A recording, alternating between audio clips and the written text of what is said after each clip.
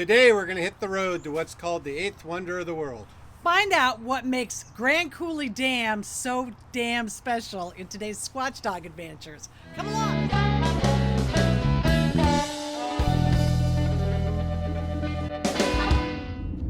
Okay, here we go on an unforgettable adventure. We're exploring the stunning Grand Coulee Dam today. In this video, we're going to take you on a journey through the breathtaking landscapes of the Pacific Northwest, showcasing the majestic beauty of one of the largest concrete structures in the world. Don't forget to like, comment, and subscribe for more epic road adventures. Discover the fascinating history and engineering marvel of the Grand Coulee Dam. But first... We're at Chief Joseph right now. Oh, okay. On the Columbia River. Yeah. It's a hydropower dam, correct? Powerhouse. Chief Joseph Dam is 5,962 feet long, and it expands the entire length of the Columbia River. It has 27 house-sized generators and is the second leading producer of hydropower in the U.S., behind Grand Coulee, of course. It produces enough power to electrify the entire Seattle metro area. When Chief Joseph was built back in 1949, it formed Rufus Woods Lake behind it. And this lake is full of great fishing, like walleye and trout fishing, but you won't find any salmon here. That's because the dam construction did not include fish ladders back then. And as a result, salmon no longer go that far up the river. The construction of the dams not only took a toll on salmon, steelhead, and lamprey eel that spawned in the river, it flooded lands where Native Americans lived, fished, and buried their elders. Tribal communities were forced to relocate their homes, burial grounds, and artifacts as best they could. Years later, the government agreed to compensate the Colville and Spokane tribes for their loss. Meanwhile, 1.5 miles up the road, you're going to run into the tiny town of Bridgeport. Now, when you get there, you're going to notice that the streets are lined with stumps. But look closer, because they're actually pieces of art, like this one. The stumps were once sycamore trees that became diseased and started to die. So rather than cut down the trees, the city hired chainsaw sculptor Jacob Lucas to turn them into pieces of art. There are now 28 transformed trees that you can view in Bridgeport, and they all have a Columbia River theme.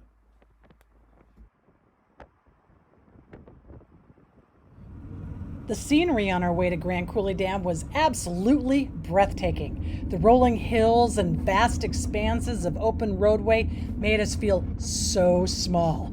But then we came on to Grand Coulee, a towering behemoth of concrete and steel right in front of us. Look how tiny these people on top of the dam look.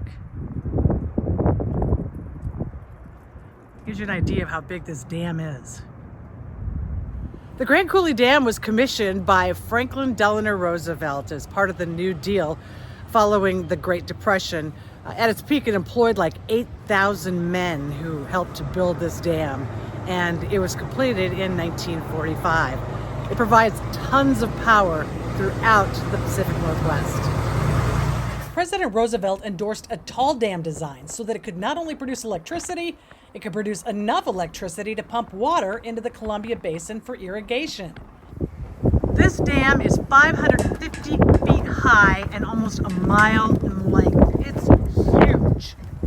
It weighs over 25 million tons of concrete.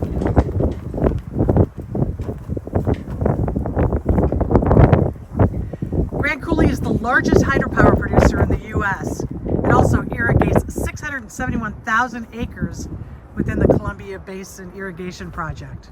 The Grand Coulee Dam created Lake Roosevelt behind it, which is several hundred feet above the original Columbia River. The town of Grand Coulee sits directly next to the dam. This small town is home to the Lake Roosevelt National Recreation Area. There are two smaller earth dams, Dry Falls Dams and North Dam, that keep the water in the Grand Coulee. Those dams created a reservoir known as Banks Lake, and that water is used for irrigation. The drive along Banks Lake is absolutely spectacular.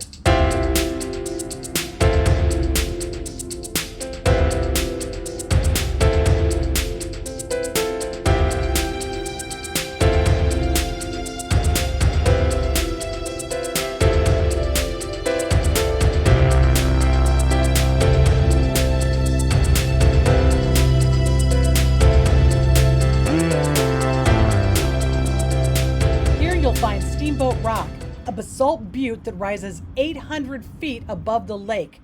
The lake completely surrounds it. It's like 600 acres in size. The area is also home to Steamboat Rock State Park. It has 50,000 feet of shoreline, and it's open year-round for camping and day use. It also has loads of wildlife that greet you when you come in. Turkeys and deer hanging together? Who would have thunk it? There's a bunch of wild turkeys. They're everywhere.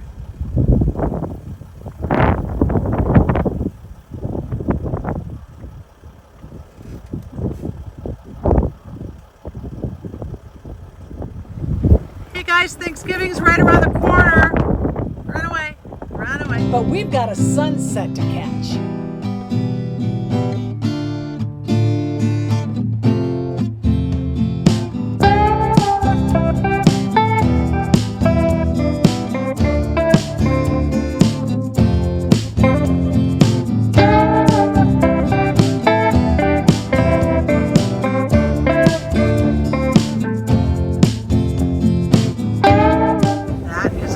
Sunset.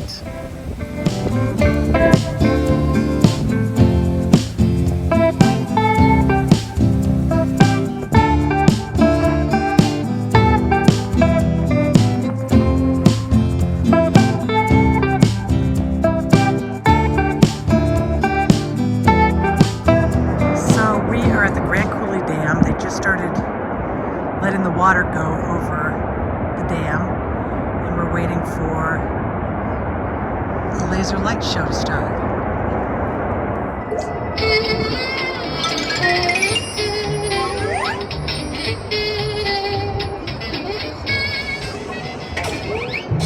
Hi, Billy Beaver's the name. We have a great show ahead that will help explain how grand the Coulee Dam is. But first, one river, many voices.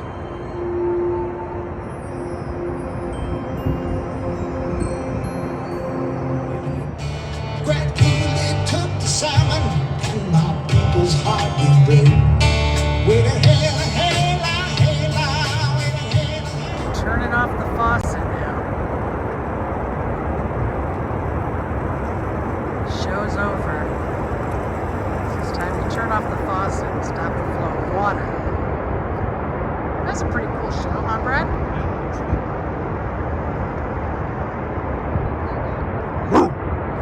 Riker liked it too.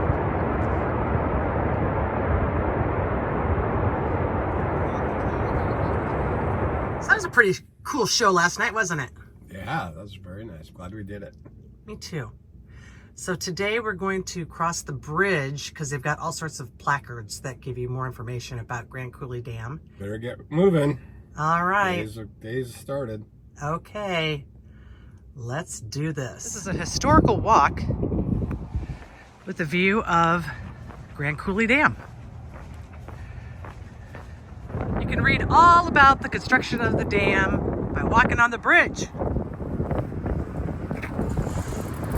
with great photos. But the bridge is really shaky when cars go across. It's kind of scary. This is the view on the other side of the bridge, across from Coulee Dam. Well, Coulee Dam was pretty good, wasn't it? Yeah.